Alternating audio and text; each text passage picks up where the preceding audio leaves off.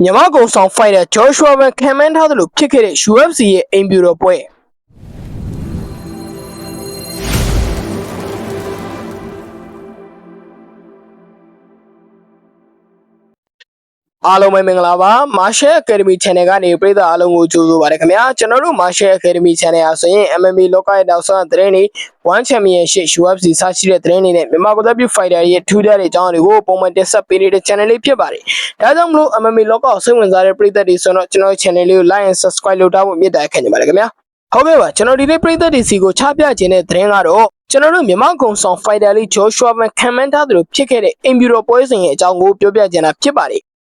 UFC ကပြီးခဲ့တဲ့တနင်္လာနေ့က UFC Freedom 250ဆိုတဲ့ခေါင်းစဉ်နဲ့အိမ်ပြူတော်မှာပွဲလုပ်ခဲ့တယ်။အဲ့ဒီပြိုင်ပွဲမှာတွဲစမ်း9တွဲပါဝင်ထည့်သွင်းခဲ့တယ်။တွဲစမ်းအကုန်လုံးကလည်း finish ဖြစ်ခဲ့တယ်။ဒိုင်ဆုံးပြခံယူစရာတပွဲမှမလိုဘဲနဲ့ပွဲတွေကလည်းပရိသတ်တွေကိုစိတ်ဝင်စားမှုမြင့်တက်စေခဲ့တယ်။ဒါပေမဲ့ပိုပြီးပရိသတ်တွေစိတ်ဝင်စားမှုမြင့်တက်စေခဲ့တာကအဓိကကောင်းပွဲ2တွဲကြောင်းလို့ကျွန်တော်ကတော့မြင်တယ်။အဓိကကောင်းပွဲ2တွဲမှာကိုမိန်ပွဲစဉ်ဖြစ် Alex Pereira နဲ့ Cyril Gane တို့ကဂျားပြ heavyweight တန်းခပတ်လူပွဲကိုထိုးတယ်အဓိကကောင်ပွဲနေရာမှာတော့ lightweight တန်းချန်ပီယံကပတ်လူပွဲဖြစ် Ilia Topuria နဲ့ Justin Gaethje တို့ကထိပ်တိုက်တွေ့ကြတယ်။အဲ့ဒီပြိုင်ပွဲမှာပရိသတ်အများစုက Alex Pereira နဲ့ Ilia Topuria တို့ကစားသွားမယ်ဆိုတဲ့ပုံစံနေနဲ့ထင်ကြီးပေးခဲ့ကြတယ်။သို့ပေမဲ့အဲ့ဒီຢာတွေကလုံးဝအဲ့ဒီလိုမဖြစ်ခဲ့ဘူး။ပရိသတ်တွေထင်သားတာနဲ့တခြားစီဖြစ်ခဲ့တယ်ဗျာ။ဒီနေရာမှာ Ilia Topuria နဲ့ Justin Gaethje တို့ရဲ့တွဲဆိုင်ကပိုပြီးပရိသတ်တွေကြားထဲမှာလူပြောများခဲ့တယ်။ဒီလိုအနေထားမှာ UFC က fighter တော်တော်များများကလည်းလုံးဝ Ilia Topuria ပဲနိုင်မယ်ဆိုပြီးသုံးသပ်ခဲ့ကြတာဗျာ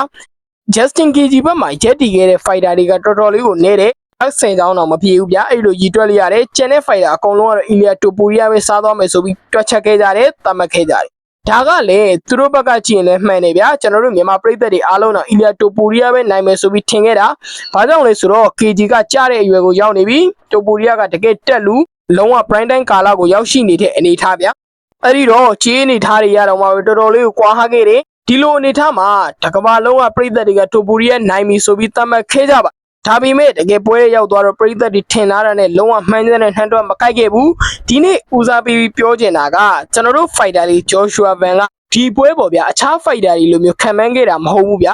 သူကဘယ်လိုမျိုးပြောသွားလဲဆိုတော့ဘသူနိုင်မလဲဆိုတဲ့အကြောင်းကိုသူကတိတိကျကျမပြောသွားဘူးဒီပွဲကတကယ်ကိုရရဆက်ဆက်ကျန်းတဲ့ပွဲချမ်းတစ်ပွဲဖြစ်လိမ့်မယ်သူများတွေပြောနေတယ်လို့မျိုးတော့လွယ်ကူနေမဲ့ပွဲလွယ်နဲ့ပွဲသိမ်းသွားမဲ့ပွဲလို့တော့ငါမမြင်ဘူးတကယ် close fight ဖြစ်လိမ့်မယ်တကယ်ကိုကောင်းလွန်းတဲ့ပွဲချမ်းတစ်ပွဲဖြစ်လိမ့်မယ်ဆိုပြီးဂျော်ရှွာဗန်ကခံမှန်းသွားတယ်ဂျော်ရှွာဗန်က Ilia Topuria ရဲ့စွမ်းဆောင်ရည်တွေကလည်းတကယ်ကိုလက်ဖျားခါယူစရာပဲဒါကြောင့်မလို့သူ့တော့စန့်ကျင်လို့မရဘူးဒါပေမဲ့ဒီပွဲကတကယ်ကိုကောင်းတဲ့ပွဲကောင်းပွဲချမ်းကြီးတစ်ပွဲဖြစ်လာမယ်ဆိုပြီးဗန်ကခံမှန်းသွားတယ်ဒီအနေထားမှာတချို့ fighter တွေဆိုရင်ဒီလိုမျိုးမခံမှန်းကြဘူးပဲတိုပူရီယာပဲနိုင်မှာတိုပူရီယာပဲနိုင်မှာဆိုတဲ့ပုံစံမျိုးတွေနဲ့ခံမှန်းခဲ့ကြဒါပေမဲ့ကျွန်တော်တို့ fighter တွေခံမှန်းသွားတဲ့အနေထားကတော်တော်လေးကိုမှတိကျမှုရှိတယ်ပရိသတ်တွေမထင်မှတ်ထားတဲ့ပုံစံမျိုးနဲ့ပွဲရတကယ်ကိုကြည်ကောင်းခဲ့တယ်စိုးစိုးစီးစီးပြတ်မလို့ဖြစ်သွားတယ်ပြီးတော့နောက်ပိုင်းမှာ Justin Gaethje ရဲ့လုံးဝကောင်းမွန်လွန်းတဲ့ style နေနဲ့အကောင်းဆုံးပုံစံနေနဲ့ Justin Gaethje ကအငင်းပွားပွဲမရှိ UFC lightweight champion ဆိုတဲ့ဂုဏ်ပိုကြီးကိုသိမ်းပိုက်သွားတယ်ဒါကြောင့်မလို့ကျွန်တော်တို့ fighter လေးဂျော်ရှွာဗန်ခံမှန်းခဲ့တာကတော်တော်လေးကိုမှထပ်တူကြခဲ့တယ်ဆိုတဲ့အကြောင်းကိုပရိသတ်တွေကိုပြောပြပေးတာပါဒ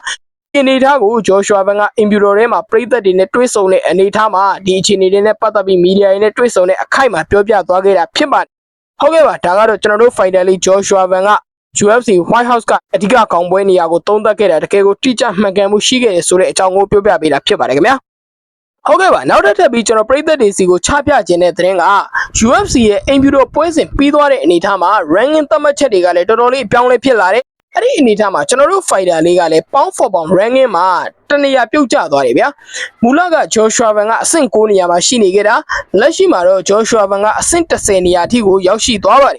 ်အိမ်ပြူတော်မှာပါဝင်ထိုးသက်ခဲ့တဲ့ fighter တွေထဲမှာပရိသတ်တွေကြားထဲမှာတော်တော်လေးကိုမှရေပန်းစားခဲ့တဲ့ Alex Pereira နဲ့ Ilia Topuria တို့ကအရင်တော့ကတော့ ranking သတ်မှတ်ချက်အမြင့်တွေမှာရပ်တည်ခဲ့တာဒီ fighter ကြီးတွေက Ilia Topuria ဆိုရင်တော်တော်လေးကိုမှပြုတ်ကျသွားတယ် Alex Pereira ဆိုလည်း ranking ကတော်တော်လေးကိုမှအောက်ရောက်သွားတာမျိုးကိုကျွန်တော်တို့ကတွေ့ရပါတယ်ဒီလိုမျိုးပြုတ်ကျသွားတဲ့အနေအထားမှာကျွန်တော်တို့ fighter လေးကလည်း automatic အောက်ကိုရောက်သွားတယ် pound for pound ranking သတ်မှတ်ချက်လေးတွေကိုကြည့်လိုက်ကြရအောင်ပါpound for pound ranking သတ်မှတ်ချက်မှာ Islam Makhachev ကတော့ number 1 နေရာမှာပဲရက်တီမြက်ရက်တီဆဲပဲပြီးတော့ number 2 နေရာမှာတော့ Alexander Volkanovski ကြီးကရောက်လာတယ် Volkanovski ကြီးကအရင်တော့ pound for pound number 1 နေရာက fighter ပြီးတော့ Islam Makhachev ကိုရှုံးပြီး pound for pound number 2ကိုရောက်သွားတယ် ဒီနေထားမှာသူရှုံးမွဲဆက်ပြီးတော့မှပေါင်းဖော်ပေါင်းတော်တော် ranking ကျသွားတယ်သို့ပေမဲ့ဒီအချိန်မှာတော့ Alexander Volkanovski တို့ကတကယ်ကိုအကောင်းဆုံးနေ့ရက်တွေပြန်ရောက်လာခဲ့တယ်သူ့အနေနဲ့ပေါင်းဖော်ပေါင်း ranking နံပါတ်2နေရာကိုပြန်လည်ရောက်ရှိလာပြီဖြစ်ပါတယ်နံပါတ်3နေရာမှာ Piotr Yan ကရှိနေတယ် Piotr Yan ကကျတော့ ranking 2ဆင့်အောင်ထပ်တက်သွားတယ်ဗျာပြီးတော့ Justin KG ကဝင်လာတယ် Justin KG ကပေါင်းဖော်ပေါင်း ranking သတ်မှတ်ချက်နံပါတ်4နေရာမှာရှိနေတယ်ပြီးတော့နောက်တစ်ယောက်ကတော့ Ilia Topuria ပါ Ilia Topuria ကမူလကနံပါတ်2နေရာကနေ3ဆင့်ကျသွားတယ်အခုတော့နံပါတ်5နေရာကိုရောက်ရှိသွားတယ်ပြီးရင် heavyweight champion Tom Aspin လည်းရှိမယ် middleweight champion Sean Strickland ရှိမယ်ပြီးတော့4ဆင့်ကျသွားတဲ့ Alex Pereira ကြီးကရက်တည်နေပါတယ်မူလက Alex Pereira ကနံပါတ်4နေရာမှာအခုနံပါတ်8နေရာထိကိုရောက်ရှိသွားပါတယ်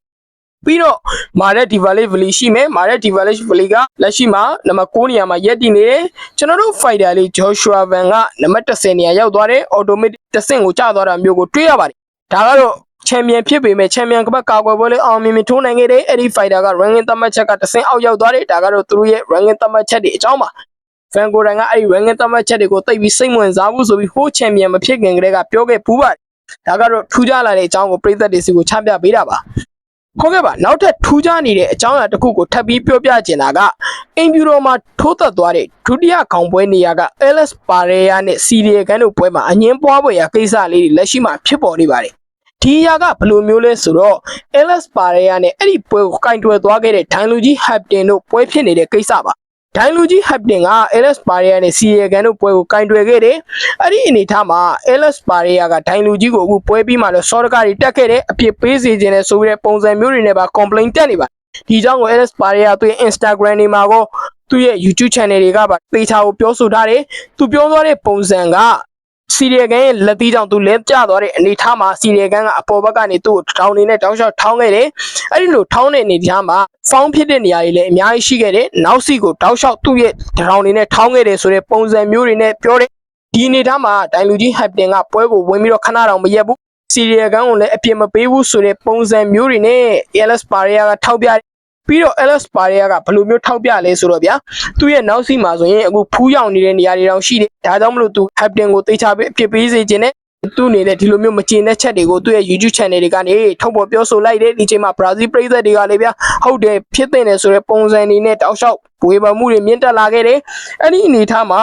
ကဘာကျော်ဒိုင်လူကြီးဖြစ်တဲ့ Hapton ကလည်းသူ found မဟုတ်ခဲ့ဘူးဆိုတဲ့အနေထားနဲ့သူကပြန်ချေပါတယ်သူ့ရဲ့လုံးပေါ်ကင်ပဲဖြစ်မယ်ဗျာအဲ့ဒီလူတယောက်နဲ့ဘရုံရဲ့ကောင်းမှာအတန်းအခုလိုပြတာသလိုမျိုးအတန်းဆွဲတယ်ပြီးတော့ဘယ်ဟာဖောင်းဖြစ်တယ်ဘယ်ဟာဖောင်းမဖြစ်ဘူးဆိုတဲ့အနေထားတွေကိုတင်ကလည်းသူ့အနေနဲ့ပြန်ရှင်းသွားတယ်ပြီးတော့ Hapton ကလည်းဒါသူလောက်တာမှန်းတယ်သူဖောင်းမဖြစ်ဘူးဆိုတဲ့အနေထားတွေကနေပြန်တုံ့ပြန်သွားတယ်ဒါပေမဲ့လက်ရှိမှာပြည်သက်အများစုက Alex Pereira ဘက်မှာရှိနေတယ်ဘာကြောင့်လဲဆိုတော့ဗျာဒါကရှင်းပြောရင် Cyril Gane ရဲ့နည်းနည်းညစ်တဲ့ style ကြောင့်လို့ပြောလို့ရတယ် Cyril Gane ကအရင်ပွဲတွေမှာတော့လည်းနည်းနည်းလေးအဲ့လိုတာရကနေရှိခဲ့ဘူးတယ်သူကပြိုင်ဘက်တွေကိုပေါင်ချောင်းကန်တာတို့ပြီးရင်အိုင်းပုတ်ဖျောင်းလောက်တာတို့အခုလိုမျိုးဗျာနောက်စိတ်တောင်နေနဲ့ကျွေးတာလက်သီးတွေနဲ့ထိုးတာအဲ့ဒါတွေက illegal ဖြစ်တယ်အဲ့ဒါတွေကိုသူကလုပ်ခဲ့တယ်ဒါဖောင်းနေဆိုတဲ့ပုံစံမျိုးတွေနဲ့ Alex Pereira ကထောက်ပြသွားပါတယ်ဒါကတော့ Alex Pereira နဲ့ဒိုင်လူကြီး Hapton တို့ကြားမှာနည်းနည်းလောက်ကစားဖြစ်နေတဲ့အကြောင်း Pereira ကသူရှုံးပွဲကြုံပြီးတဲ့အနေထားမှာမကျေနပ်တဲ့အကြောင်းတွေထုတ်ဖော်ပြောဆိုလာတဲ့အကြောင်းကိုတင်ဆက်ပေးတာပါခင်ဗျာ